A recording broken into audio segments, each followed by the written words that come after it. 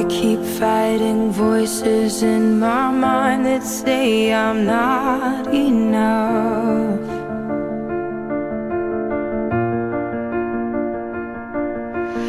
Every single lie that tells me I will never measure up.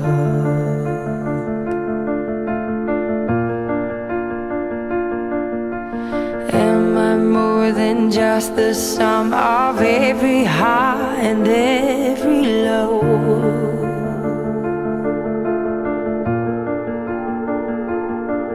Remind me once again just who I am, because I need to know.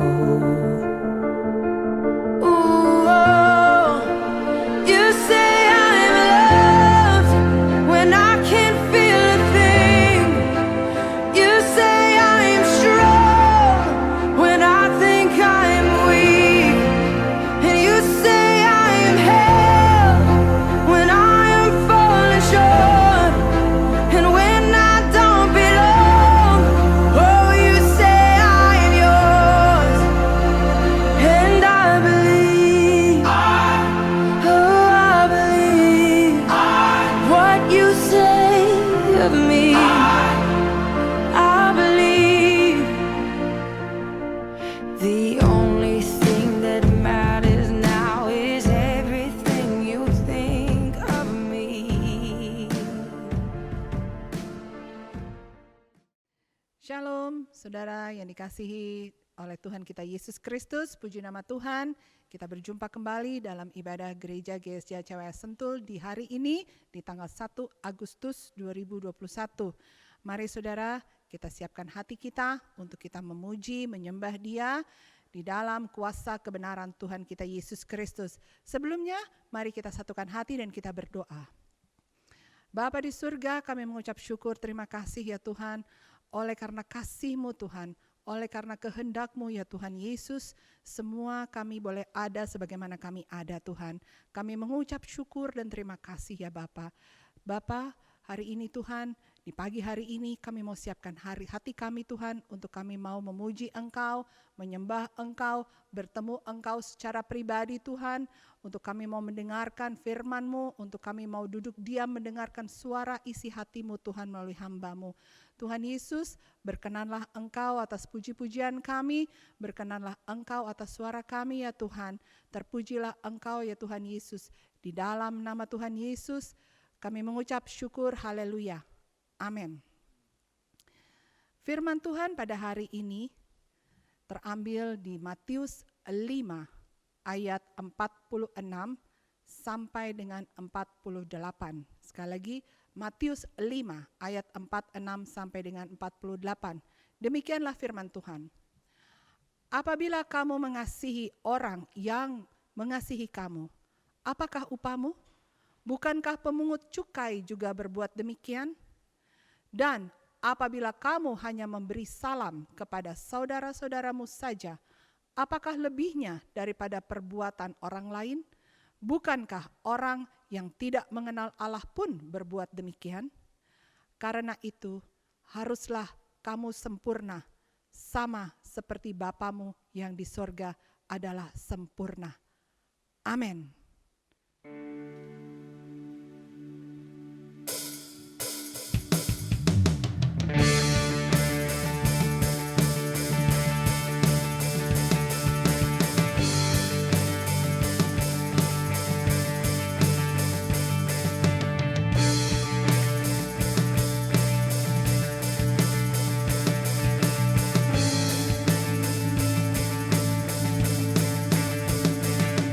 I raise a hallelujah.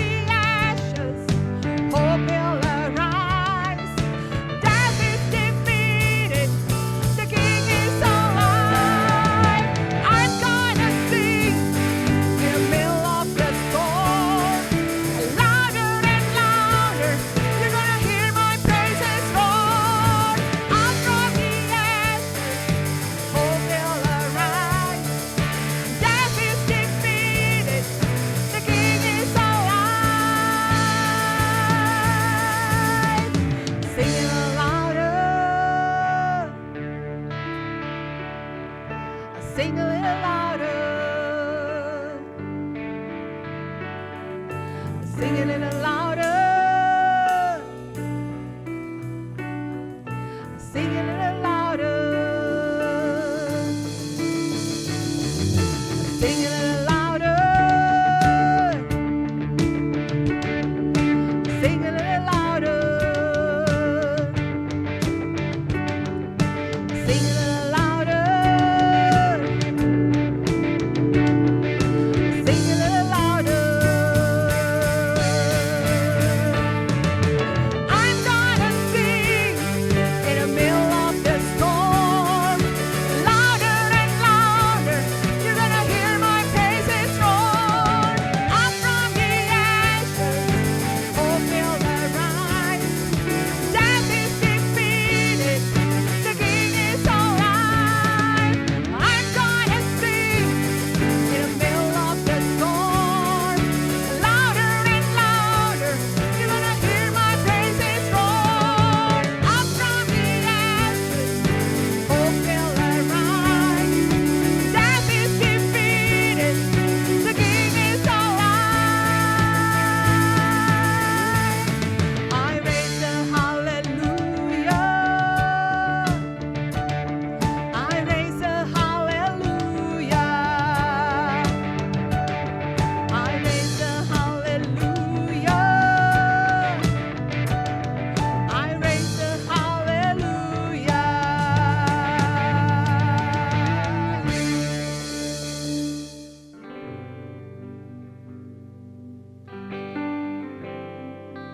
Thank you, Jesus. We thank you, Lord.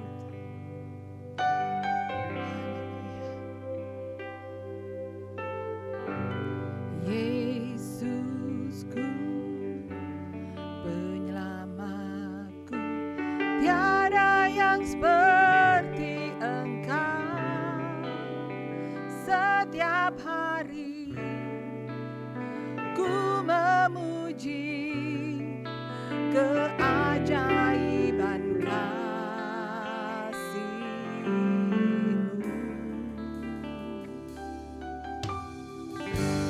Penghibur, pelindung, menara kekuatan. Biarlah semua yang bernafas tak berhenti menyembah-Mu.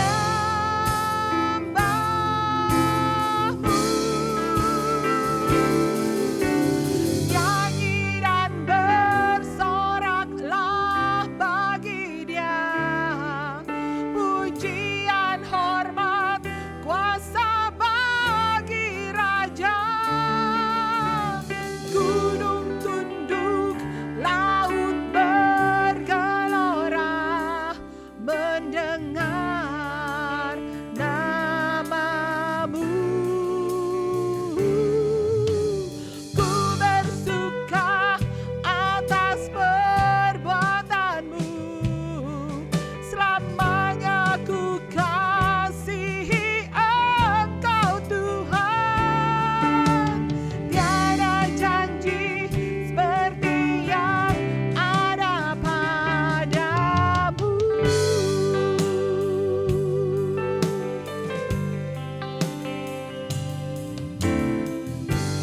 Yesusku, penyelamatku, tiada yang seperti Engkau. Setiap hari ku memuji keajaiban kasih-Mu.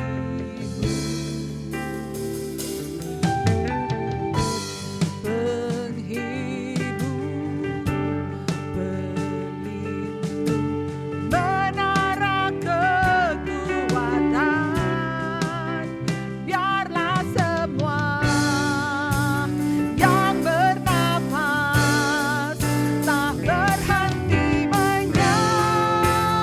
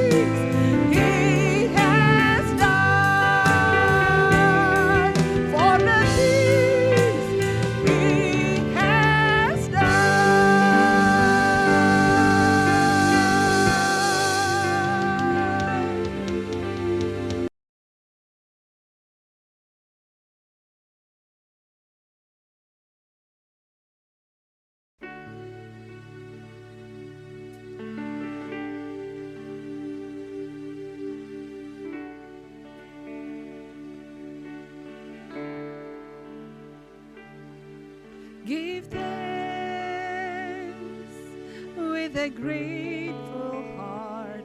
Give thanks to the Holy One.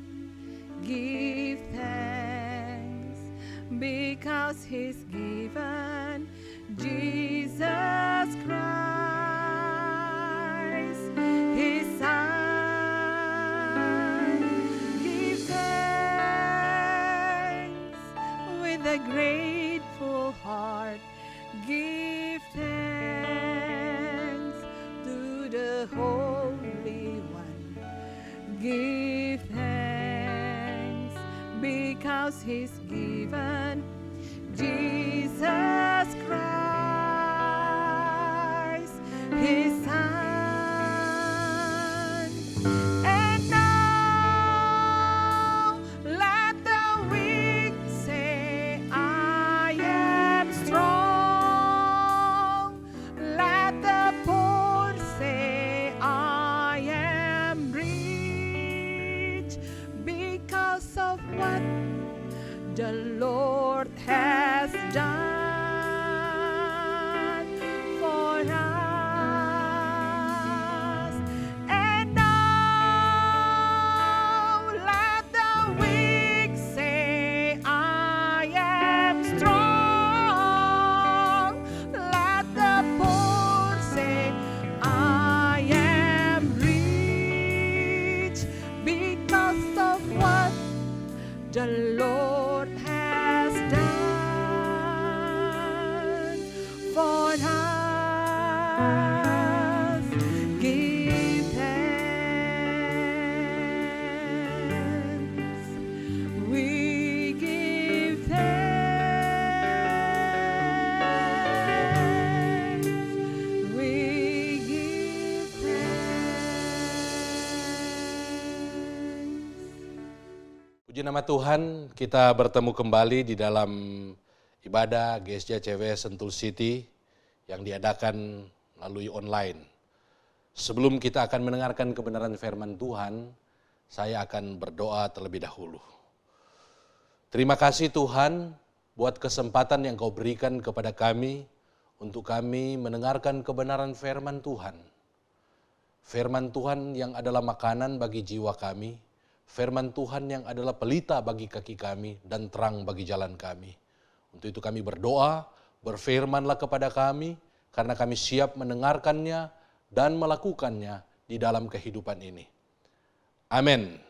Puji nama Tuhan, kita akan membaca kebenaran firman Tuhan yang terdapat di dalam Yakobus pasal yang kedua, ayat yang ke-14 sampai dengan ayat yang ke-26. Kita akan membaca bersama-sama. Yakobus pasal yang kedua ayat 14. Apakah gunanya saudara-saudaraku jika seorang mengatakan bahwa ia mempunyai iman, padahal ia tidak mempunyai perbuatan? Dapatkah iman itu menyelamatkan dia? Jika seorang saudara atau saudari tidak mempunyai pakaian dan kekurangan makanan sehari-hari, dan seorang dari antara kamu berkata, selamat jalan, kenakanlah kain panas dan makanlah sampai kenyang, tetapi ia tidak memberikan kepadanya apa yang perlu bagi tubuhnya, apakah gunanya itu? Demikian juga halnya dengan iman. Jika iman itu tidak disertai perbuatan, maka iman itu pada hakikatnya adalah mati. Tetapi mungkin ada orang berkata, padamu ada iman dan padaku ada perbuatan. Aku akan menjawab dia, tunjukkanlah kepadaku imanmu itu tanpa perbuatan, dan aku akan menunjukkan kepadamu imanku dari perbuatan-perbuatanku. Engkau percaya bahwa hanya ada satu Allah saja, itu baik. Tetapi setan-setan pun juga percaya akan hal itu, dan mereka gemetar. Hai manusia yang bebal, maukah engkau mengakui sekarang bahwa iman tanpa perbuatan adalah iman yang kosong? Bukankah Abraham bapa kita dibenarkan karena perbuatan-perbuatannya ketika ia mempersembahkan Ishak anaknya di atas mezbah? Kamu lihat bahwa iman bekerja sama dengan perbuatan-perbuatan, dan oleh perbuatan-perbuatan itu iman menjadi sempurna. Dengan jalan demikian, genaplah nas yang mengatakan, Lalu percayalah Abraham kepada Allah, maka Allah memperhitungkan hal itu kepadanya sebagai kebenaran. Karena itu Abraham disebut sahabat Allah.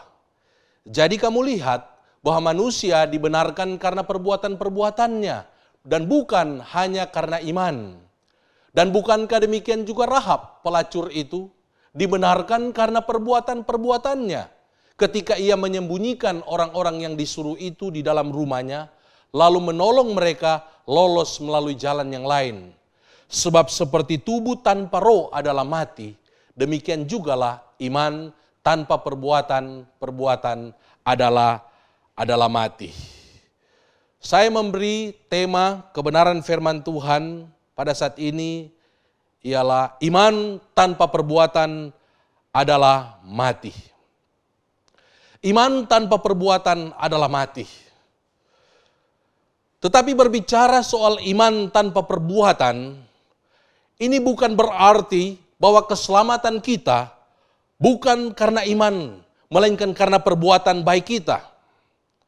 Ajaran tentang keselamatan menurut iman Kristen tidak pernah berubah, yaitu hanya melalui iman kepada Tuhan Yesus Kristus. Itu terdapat di dalam Yohanes 3 ayat yang ke-16.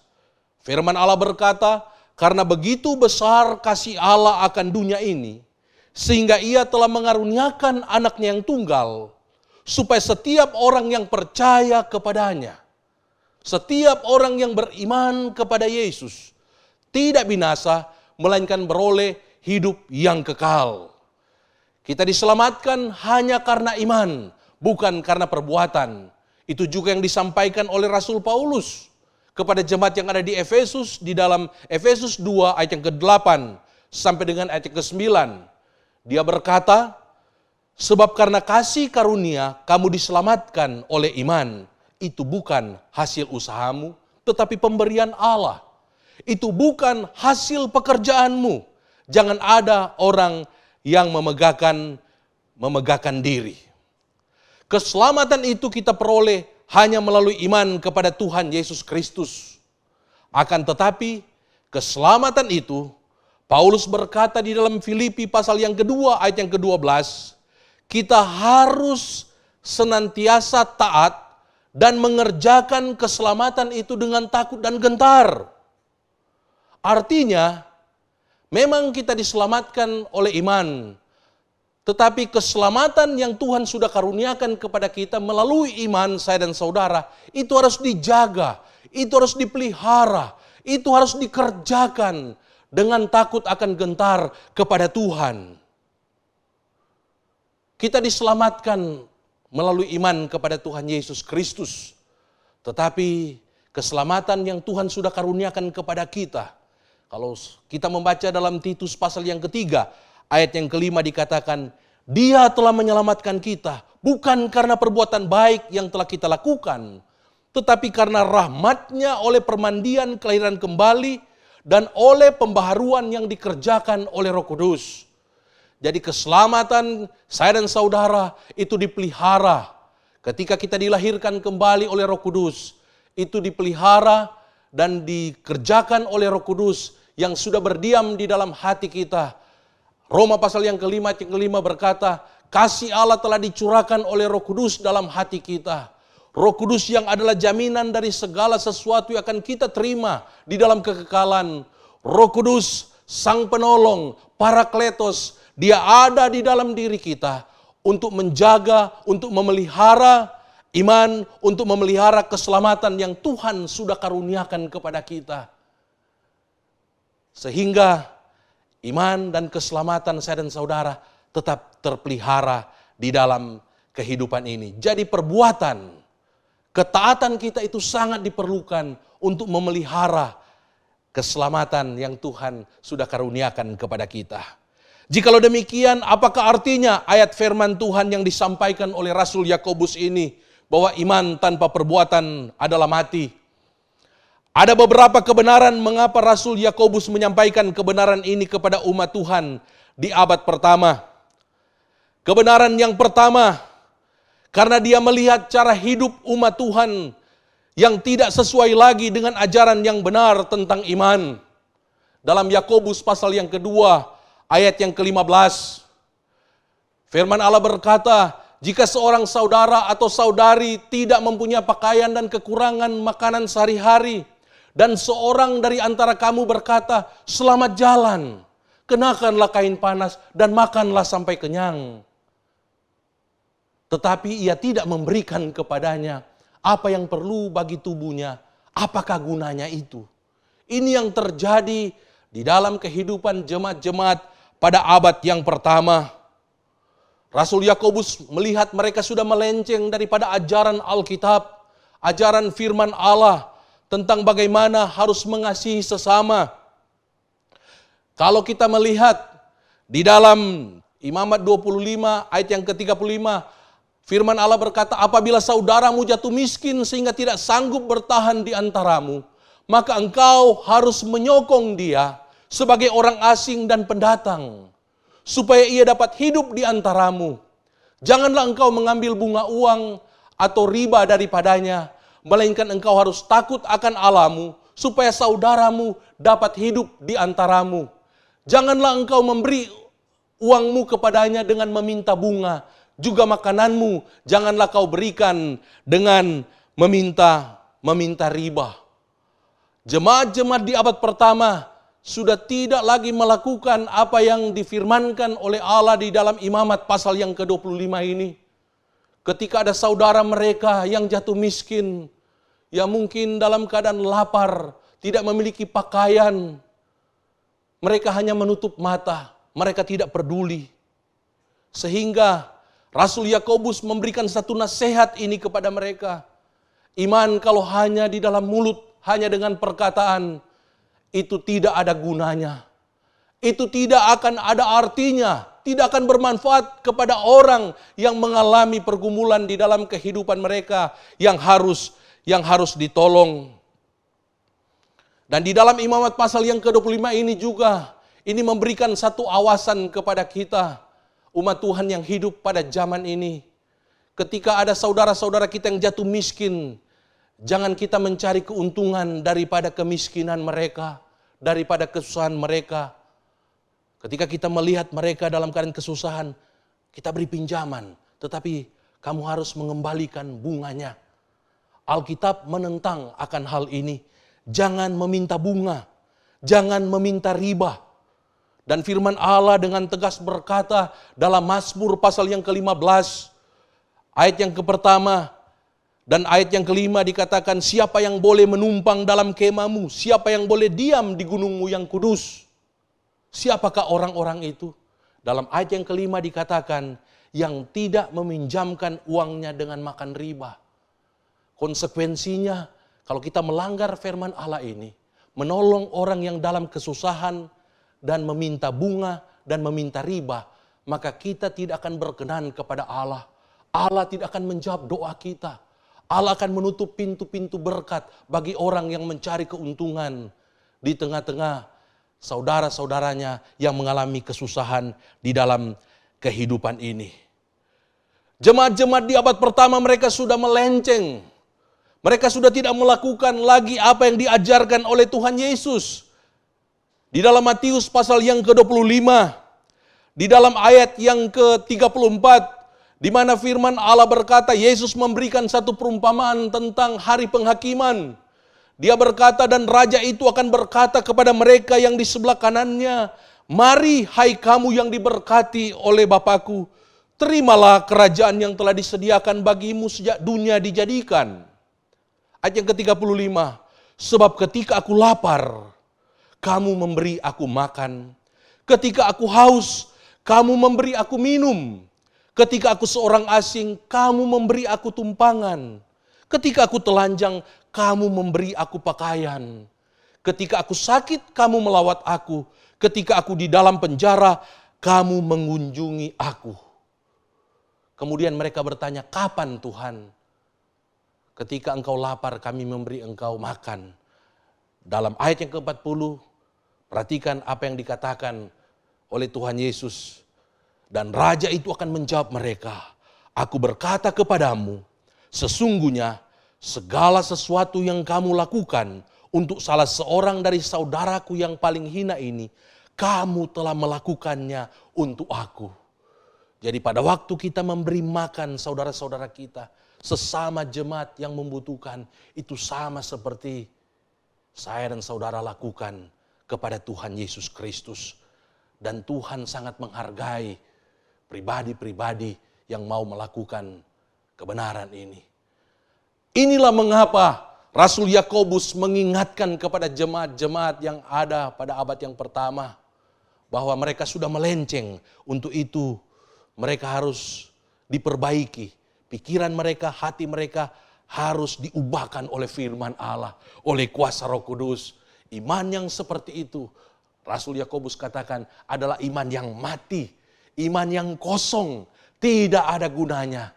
Tetapi iman yang Tuhan inginkan dalam kehidupan mereka adalah iman yang disertai dengan perbuatan-perbuatan.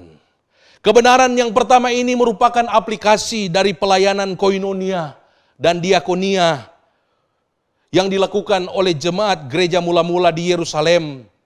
Di mana kalau saudara membaca di dalam Kisah Para Rasul pasal yang kedua, ayat yang ke-42, dikatakan mereka bertekun dalam pengajaran rasul-rasul dan dalam persekutuan. Dan mereka selalu berkumpul untuk memecahkan roti dan berdoa.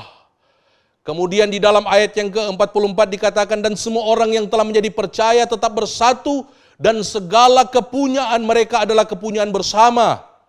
Dan selalu ada dari mereka yang menjual harta miliknya, lalu membagi-bagikannya kepada semua orang sesuai dengan keperluan masing-masing.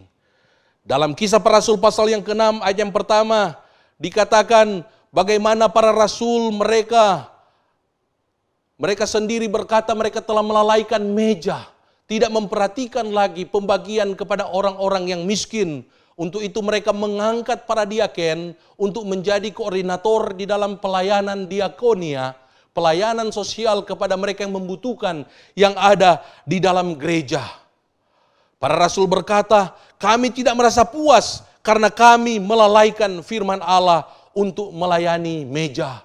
Untuk itu, jemaat-jemaat pada abad yang pertama, mereka bersekutu, mereka berkoinonia satu dengan yang lain. Mereka saling membagi berkat. Mereka saling membagi satu dengan yang lain. Memberi makan kepada mereka yang berkekurangan. Memberikan pakaian kepada yang telanjang. Bahkan ada yang menjual ladangnya dan mereka menaruh di bawah kaki para rasul. Kita tahu ini kisah tentang Barnabas, seorang Lewi.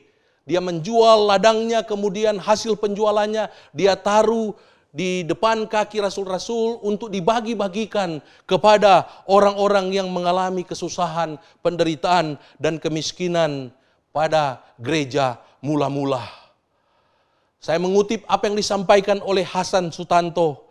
Dia berkata bahwa koinonia atau persekutuan gereja lokal di Yerusalem pada abad pertama juga berarti bukan hanya saling membagikan roti atau makanan, melainkan juga dalam memiliki harta bersama. Luar biasa. Sehingga tidak heran gereja di Yerusalem pada abad yang pertama itu menjadi gereja yang ideal. Itu menjadi gereja yang sempurna. Di mana kita semua pada hari-hari ini dibawa, diarahkan untuk melihat kembali apa yang terjadi di gereja mula-mula untuk kita lakukan. Dan dalam hal ini bagaimana mereka melihat ada saudara mereka yang kesusahan, mereka menolong. Bahkan harta mereka dibagikan kepada sesama yang mengalami kemiskinan. Dan ini yang merupakan kehendak Tuhan juga bagi saya dan saudara yang mendengarkan kebenaran firman Tuhan ini. Sebab ketika kita tidak melakukan kebenaran ini, saya mengutip apa yang dikatakan oleh Tim Chester. Dia berkata mengabaikan diakonia berarti kita mengkhianati firman Allah yang telah mengutus kita untuk melayani dunia. Jika kita mengabaikan firman Allah, kita tidak memiliki apapun untuk dibawa ke dunia ini. Kebenaran yang kedua, mengapa Rasul Yakobus memberikan nasihat kepada jemaat-jemaat yang ada pada abad yang pertama bahwa iman tanpa perbuatan pada hakikatnya adalah mati.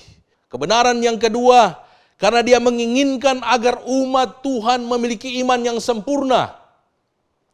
Di dalam Yakobus pasal yang kedua, ayat yang ke-20, firman Allah berkata, "Hai manusia yang bebal, maukah engkau mengakui sekarang bahwa iman tanpa perbuatan adalah iman yang kosong? Bukankah Abraham bapa kita dibenarkan karena perbuatan-perbuatannya ketika ia mempersembahkan Ishak anaknya di atas mezbah? Kamu lihat bahwa iman bekerja sama dengan perbuatan-perbuatan, dan oleh perbuatan-perbuatan itu iman menjadi sempurna." Allah menghendaki saya dan saudara memiliki level iman seperti yang Rasul Yakobus katakan, iman yang sempurna. Itu yang Allah kehendaki saya dan saudara miliki pada hari-hari ini. Mari kita melihat apa yang dilakukan oleh Abraham sehingga Alkitab mengatakan bahwa dia itu adalah pahlawan iman. Dia memiliki iman yang sempurna. Kalau kita melihat di dalam Perjanjian Lama, dalam kitab Kejadian pasal yang ke-12, 13, 14, 15, 16 sampai Kejadian pasal yang ke-22. Di sini kita melihat bagaimana iman Abraham itu dia tunjukkan melalui ketaatannya. Dia taat melakukan perintah Allah sekalipun secara logika manusia hal ini sangatlah sulit untuk dimengerti. Ketika Allah memanggil Abraham, saya membaca dalam buku komentari, Allah belum memberitahukan kepada dia tempat di mana dia akan tuju. Walaupun dia belum mengetahui tempat yang akan dia tuju, tetapi dia taat, dia langsung keluar dari negerinya. Itu dalam Kejadian pasal yang ke-12. Abraham telah beriman kepada Allah ketika dia mendengarkan firman Tuhan bahwa melalui keturunannya akan lahir bangsa yang besar. Allah berfirman berulang-ulang kali kepada Abraham. Bahkan Allah menunjukkan bintang di langit. Dan Allah berjanji demikian banyaknya keturunanmu. Bahkan melalui keturunanmu, keturunannya melalui Sarah, yaitu Ishak, akan lahir bangsa yang besar. Bahkan banyak bangsa akan lahir melalui keturunan daripada Abraham. Akan tetapi, Allah tidak menginginkan iman daripada Abraham hanya sampai di situ saja. Bahwa dia beriman, Allah akan menuntun dia ke tempat di mana dia tuju. Bahwa Allah akan memberikan keturunannya banyak, saking banyaknya seperti bintang di langit. Tidak cukup sampai di sini.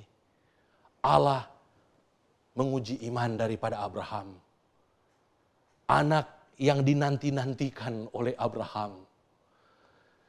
Sudah begitu banyak doa yang dia naikkan. Mereka suami istri sudah mencucurkan air mata. Tetapi ketika anak itu lahir, Allah meminta agar supaya Abraham mempersembahkan Ishak di Gunung Moria. Tapi yang luar biasa saudara membaca di dalam Kejadian pasal yang ke-22. Abraham taat sampai dia mengacungkan pisau untuk menyembelih yang namanya Ishak. Baru di situ Allah menghentikan apa yang dia lakukan. Karena Allah sudah melihat ketaatan daripada Abraham. Puji nama Tuhan, puji nama Tuhan. Sehingga Abraham menjadi pahlawan iman. Bahkan dia menjadi bapa dari segala orang yang beriman. Bukan hanya karena imannya, tetapi perbuatan dan ketaatan yang luar biasa. Sehingga dia memiliki iman yang sempurna dan Alkitab menyaksikannya. Dia menjadi salah satu dari pahlawan iman yang terdapat di dalam surat kepada orang-orang Ibrani. Apakah yang akan Allah sediakan bagi kita jika kita memiliki iman yang sempurna, yaitu iman yang disertai dengan perbuatan-perbuatan kita?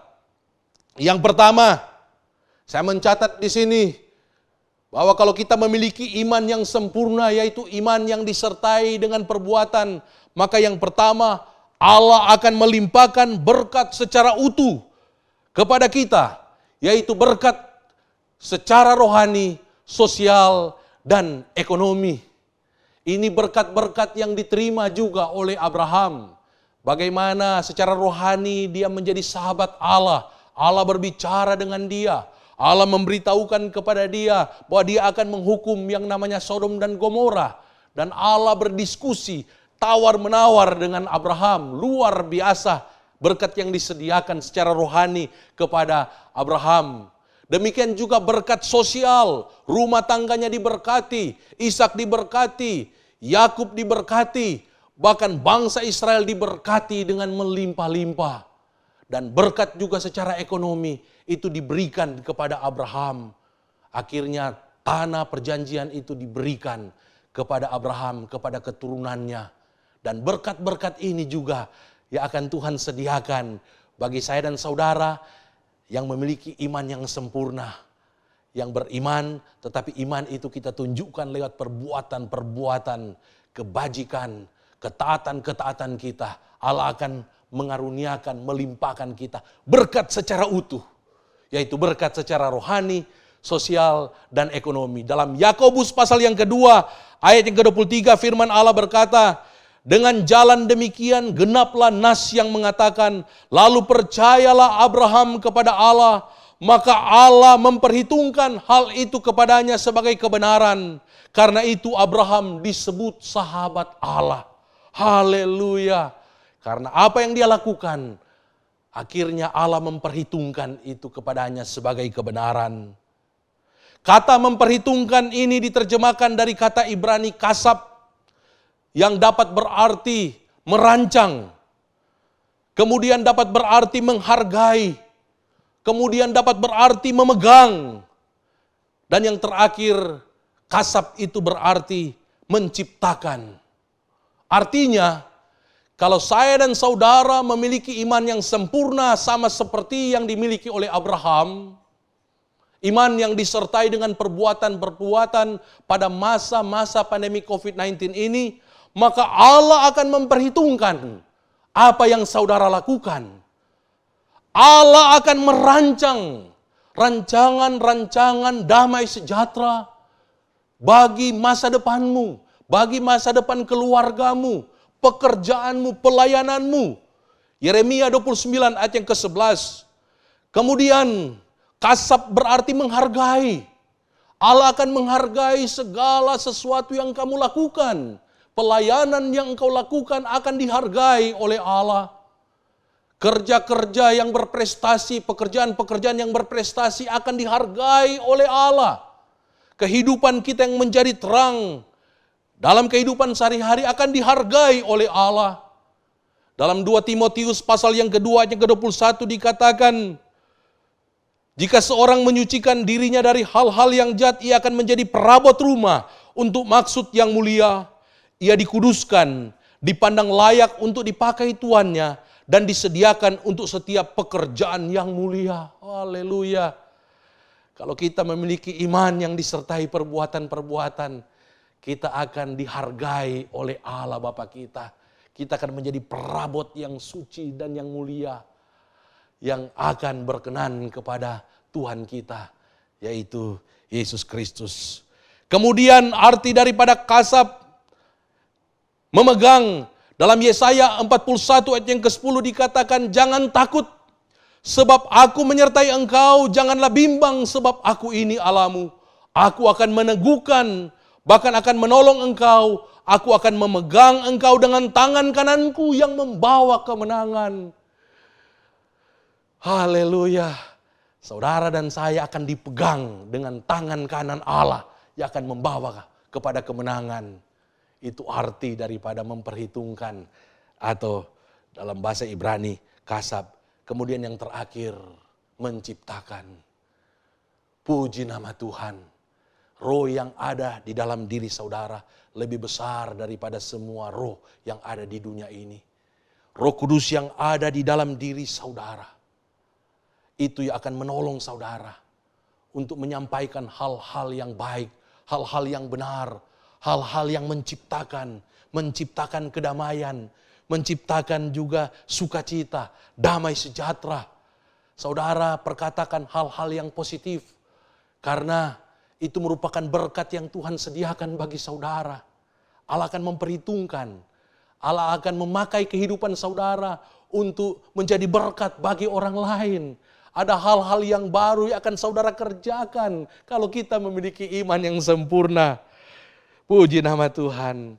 Kemudian hal yang kedua yang akan Allah sediakan bagi kita yang memiliki iman yang sempurna.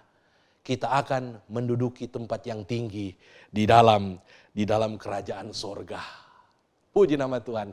Matius pasal yang kelima ayat 19 mengatakan, tetapi siapa yang melakukan dan mengajarkan segala perintah-perintah hukum Taurat. Perintah-perintah apa? Salah satu di antaranya Imamat 25 yang saya kutip sebelumnya. Ketika kita menolong orang yang miskin, ketika kita memberikan pinjaman, memberikan sesuatu tanpa mengharapkan bunga dan riba. Ketika kita melakukan hal ini, ketika juga kita rela berkorban sama seperti Abraham, ketika kita rela melakukan hal-hal yang berkenan kepada Allah, kita lakukan dengan penuh sukacita, dengan syukur, padahal kita berkekurangan. Padahal saya dan saudara mengalami penderitaan, tetapi kita tetap melakukannya, kita tetap rela berkorban. Firman Allah berkata, ia akan menduduki tempat yang tinggi di dalam kerajaan sorga. Kedudukan kita di sorga itu ditentukan seberapa kita taat melakukan perintah-perintah Allah di dunia ini.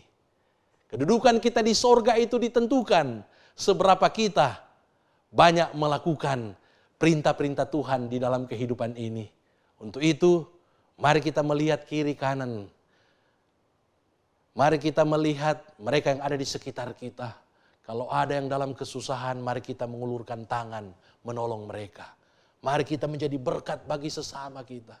Mari kita mendoakan mereka yang mengalami ketakutan. Kita mendoakan mereka yang mengalami sakit penyakit. Kemudian mari kita berdoa juga bagi kesejahteraan bangsa kita. Banyak hal yang bisa kita lakukan. Yang mana ketika kita melakukannya dengan sungguh-sungguh, itu akan menentukan tempat kita di kerajaan sorga. Kemudian kebenaran yang ketiga yang akan Allah sediakan bagi kita yang memiliki iman yang sempurna. Doa-doa yang kita naikkan akan didengar dan dikabulkan oleh Tuhan Yesus. Rasul Yakobus sendiri, dia memberikan satu statement yang luar biasa. Dalam Yakobus 5 ayat yang ke-16b, dia berkata, doa orang benar. Orang benar yang seperti apa? Doa orang benar yang memiliki iman yang disertai dengan perbuatan-perbuatan. Bukan doa orang benar yang hanya beriman tetapi tidak disertai dengan perbuatan-perbuatan. Tetapi doa orang benar yang memiliki iman yang sempurna, di mana imannya dia tunjukkan melalui perbuatan-perbuatan yang luar biasa. Bila dengan yakin didoakan, sangat besar kuasanya. Ini janji Tuhan bagi setiap orang yang mau menjalankan iman yang disertai dengan perbuatan-perbuatan. Mereka akan memiliki iman yang sempurna. Sehingga Allah menyediakan yang terbaik bagi mereka. Puji nama Tuhan. Saya percaya Allah yang kita sembah adalah Allah yang maha tahu atau omniscience. Dia tahu bagaimana keadaan iman saudara. Dia tahu situasi yang sedang terjadi saat ini, di mana telah terjadi wabah corona selama 1 tahun 7 bulan dan telah mengakibatkan begitu banyak kematian, penderitaan, dan krisis ekonomi di seluruh dunia, sehingga mengakibatkan terjadi begitu banyak kemiskinan. Allah tahu semua itu. Allah maha tahu. Sekarang bagaimana sikap kita yang sedang mendengarkan firman Tuhan ini? Sampai di manakah level iman saya dan saudara? Apakah hanya iman di dalam perkataan saja? Kita tahu firman Allah berkata, itu sama seperti setan. Iman kalau hanya perkataan, hanya sama dengan setan. Setan juga, dia percaya kepada Allah, bahwa Allah itu ada. Tetapi perbuatan-perbuatan yang menyangkal kepercayaannya. Atau hanya iman dan tidak mau berbuat apa-apa. Saya percaya nasihat Rasul Yakobus ini bukan hanya diberikan kepada gereja pada abad pertama.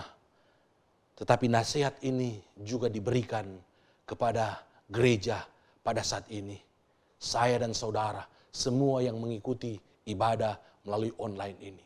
Firman Tuhan ini untuk saudara yang mendengarkannya. Yakobus pasal yang kedua, ayat 15-16. Firman Tuhan berkata, jika seorang saudara atau saudari tidak mempunyai pakaian dan kekurangan makanan sehari-hari, jika iman yang mati dan kosong akan berkata, selamat jalan, kenakanlah kain panas dan makanlah sampai kenyang. Itu iman yang kosong. Tetapi ia tidak memberikan kepadanya apa yang perlu bagi tubuhnya. Apakah gunanya itu? Akan tetapi, kita semua yang memiliki iman yang sempurna akan berkata, halo saudaraku, aku tahu engkau berkesusahan. Aku tahu engkau mengalami penderitaan. Ini pakaianku yang masih layak dipakai. Ini ada paket makanan yang akan dikirimkan untuk mengenyangkan perutmu. Saya mengasihi engkau dan sampaikan kalau ada kebutuhan-kebutuhan, saya siap untuk menolong. Saya menyediakan waktu untuk menolong saudara. Karena saya cinta kepada Tuhan. Dan karena saya mau memiliki iman yang sempurna, yaitu iman yang disertai melalui perbuatan-perbuatan.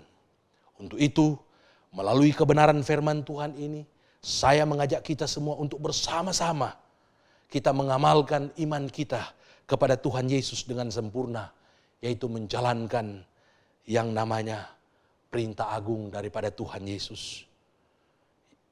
Tuhan Yesus sendiri berkata, kasihilah Tuhan Allahmu dengan segenap hatimu, dan dengan segenap jiwamu, dan dengan segenap akal budimu. Itulah hukum yang terutama dan yang pertama.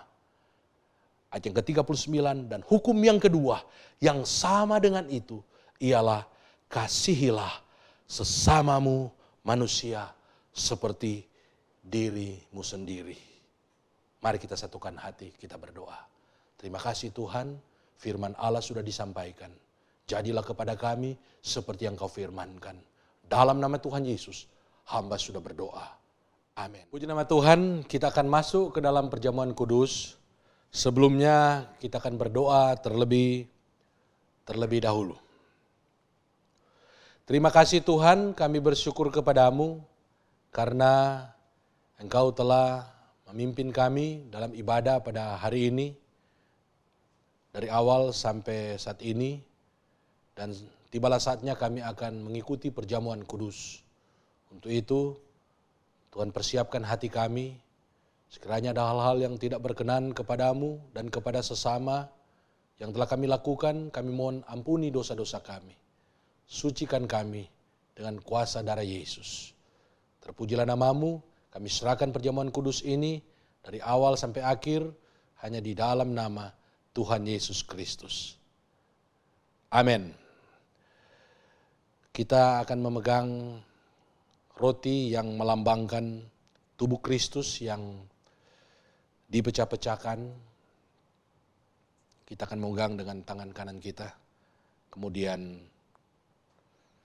firman Tuhan berkata, sebab apa yang telah kuteruskan kepadamu, telah kuterima dari Tuhan, yaitu bahwa Tuhan Yesus pada malam waktu ia diserahkan, mengambil roti dan sesudah itu ia mengucap syukur atasnya, ia memecah-mecahkannya dan berkata, inilah tubuhku yang diserahkan bagi kamu, perbuatlah ini menjadi peringatan akan aku. Mari kita memakan roti yang melambangkan tubuh Kristus yang telah diserahkan bagi kita, bagi keselamatan kita. Kita memakannya di dalam nama Bapa dan Putra Allah dan Roh Kudus.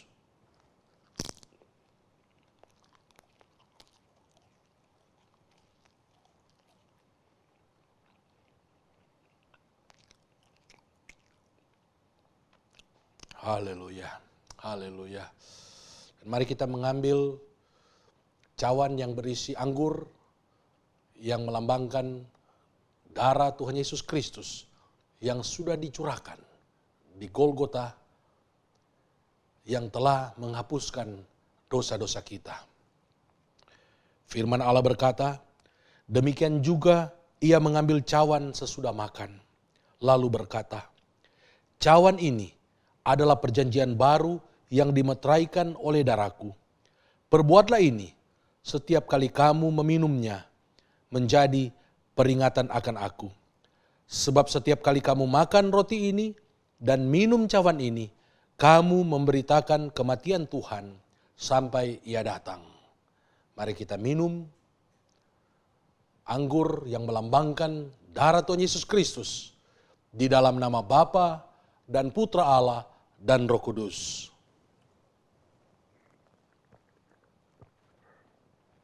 Haleluya, haleluya. Mari kita mengucap syukur kepada Tuhan. Terima kasih Tuhan. Terima kasih Tuhan buat korban-Mu yang sempurna di atas kayu salib. Terima kasih Tuhan buat darah-Mu yang sudah dicurahkan, yang sudah menghapuskan dosa-dosa kami. Terima kasih Tuhan, sehingga kami boleh terima setiap janji-janji-Mu pada saat ini. Kami boleh menerima setiap janji Allah, mujizat demi mujizat telah terjadi dan sedang terjadi, akan terjadi di dalam kehidupan kami. Terima kasih Tuhan, dalam nama Tuhan Yesus Kristus kami mengucap syukur kepadamu buat berkat yang Tuhan sudah sediakan di dalam perjamuan kudus ini. Amin.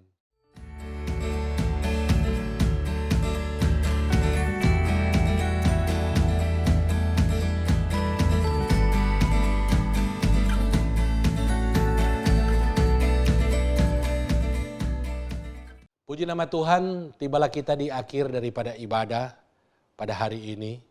Untuk itu mari kita satukan hati, kita akan berdoa dan menerima berkat yang daripada Tuhan. Mari kita berdoa. Terima kasih Tuhan buat kasih setiamu yang tidak pernah berkesudahan dalam kehidupan kami. Kau sudah menyertai kami dari awal sampai akhir ibadah pada hari ini. Roh Kudus sudah menyertai, Roh Kudus sudah mengurapi kami. Terima kasih Tuhan. Dan pada saat ini kami mau berdoa buat bangsa dan negara kami. Tuhan akan memberkati Bapak Presiden, demikian juga dengan aparat pemerintahan yang ada dari pusat sampai daerah. Tuhan akan memberikan kekuatan dan hikmat serta kebijaksanaan sehingga mereka dapat menjalankan tugas dan tanggung jawab mereka. Seperti yang firman Tuhan katakan, mereka melakukan semuanya itu untuk Tuhan, untuk kesejahteraan umat manusia, secara khusus rakyat Indonesia. Terima kasih Tuhan, Tuhan tolong juga agar supaya wabah corona ini dapat dilalukan dari muka bumi, agar supaya juga setiap orang yang terpapar dapat disembuhkan dan mereka boleh mengalami mujizat dalam kehidupan mereka.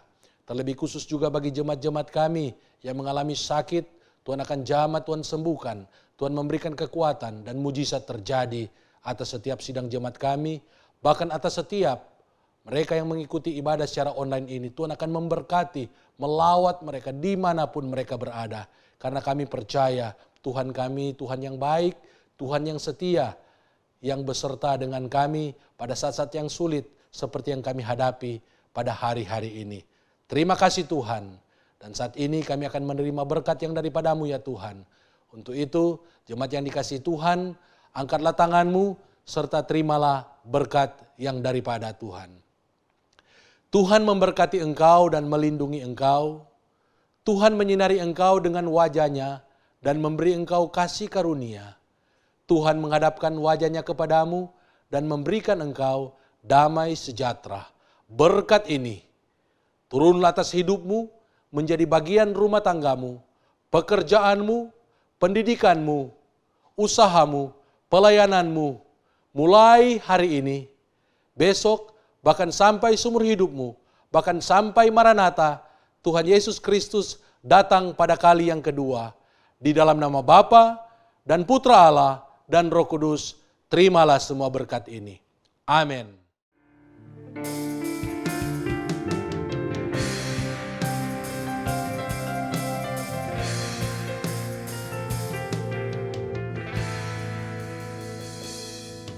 Kiranya Engkau memberkati aku berlimpah-limpah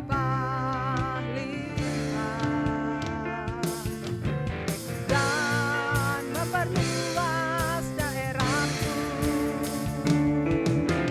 dan kiranya tangan-Mu menyertai aku dan melindungi aku daripada malapetaka, sehingga kesakitan tidak menimpa aku.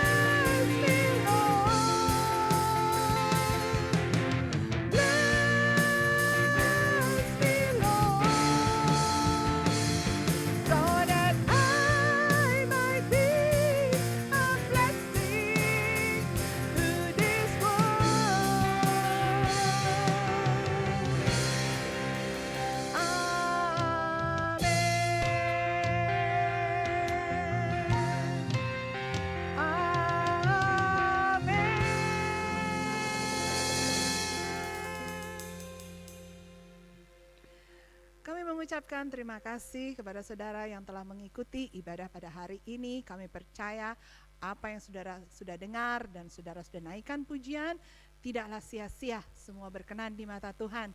Kiranya Tuhan Yesus memberkati bersama dengan tim Praise and Worship Gereja GSJ CWS. Kami mengucapkan terima kasih, sampai jumpa di minggu depan ibadah Gereja GSJ CWS Sentul pada tanggal 8 Agustus pukul 9. Tuhan Yesus memberkati. Shalom.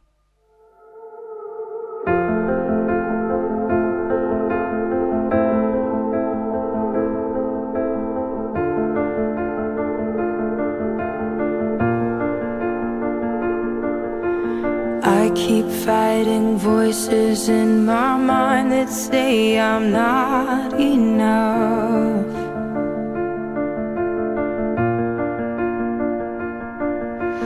Every single lie that tells me I will never measure up.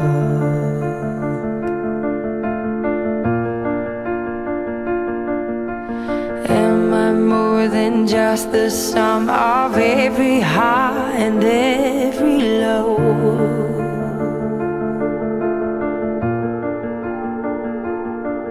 Remind me once again just who I am, because I need